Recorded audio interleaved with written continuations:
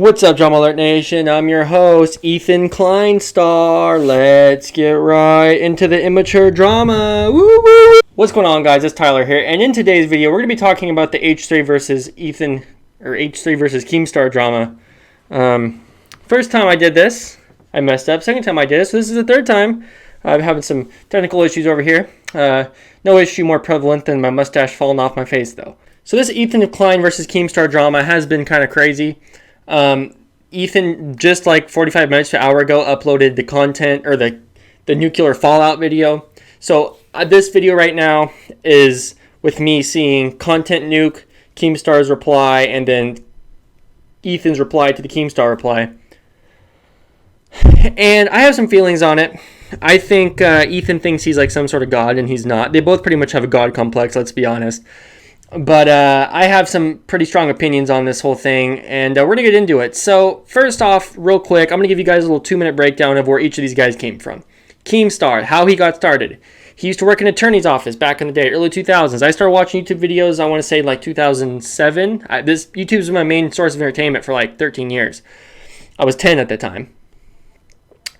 And Keemstar used to work in an attorney's office. He'd come home, have a few drinks, troll people on Halo, talk crap to him, trash talk him, and then this dude D-Ranker recorded it, put it on YouTube, and then they linked up and created FAG, Federation of A-Hole Gamers, as like a trolling YouTube channel, and that's how Keemstar got popular, from trolling and trash talking. Now, Ethan Klein, how did he get popular? He used to make videos talking crap about people, from Papa John to Timmy Braxton, the little kid that thought he was going to be a rapper. Basically, the same come up. It wasn't trolling per se, but trash talking people, making fun of people. Now these guys, years later, have both risen up, and they think they're basically two peas in the same pod. The pot calling the kettle black. Two basketballs in a hoop. That one didn't make sense. Basically, they're the same guy, but they think they're different. Now, obviously, Keemstar has said some racist things. He said some ridiculous things. Keemstar, basically, after the FAG thing, he linked up with this billionaire named Alki David, and they created something called, Alki David created something called Battle Cam, where people would just like face-to-face live stream, talk trash to each other. That's where a lot of those clips come from, of Keemstar talking trash about people, and like people, all the racist things he used to say. That's where people get him from. Cracking my knuckles, sorry. But it's just kind of funny, like, I was here for all this stuff. Keemstar has always been like an a-hole. That's just his persona. He used to be DJ Keemstar, and now he's like Killer Keemstar. I don't like the Killer Keemstar. I just still call him DJ Keemstar.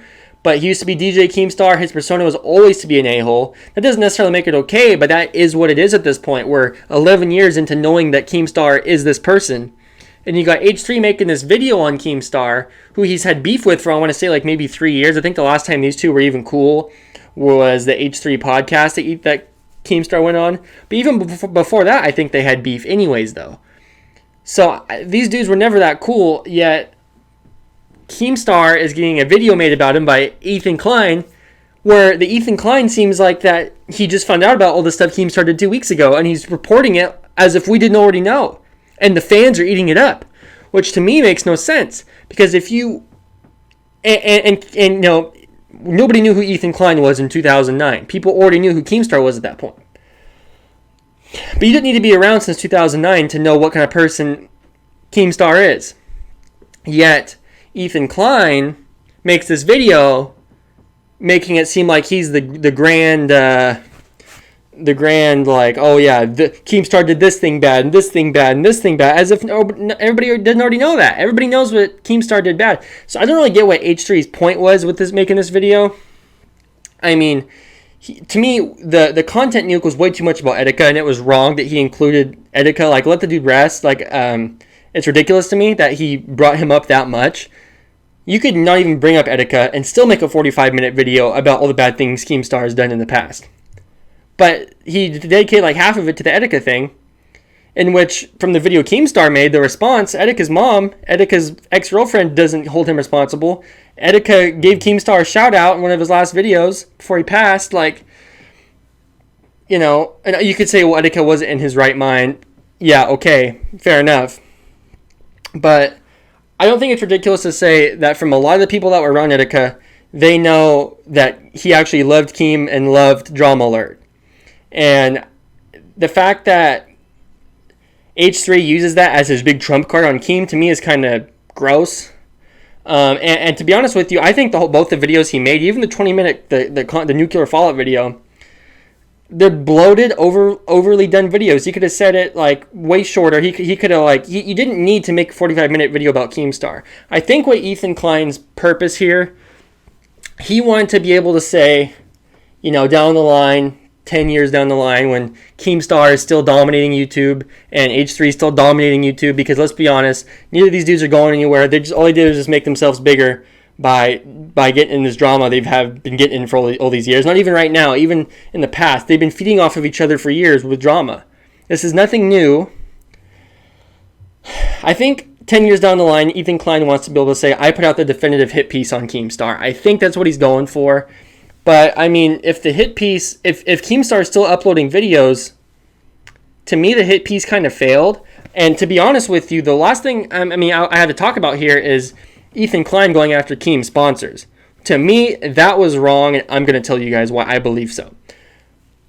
Ethan Klein did not have the ability to see this outside of himself and Keemstar. He didn't have the ability to look outside the drama and realize what he just did.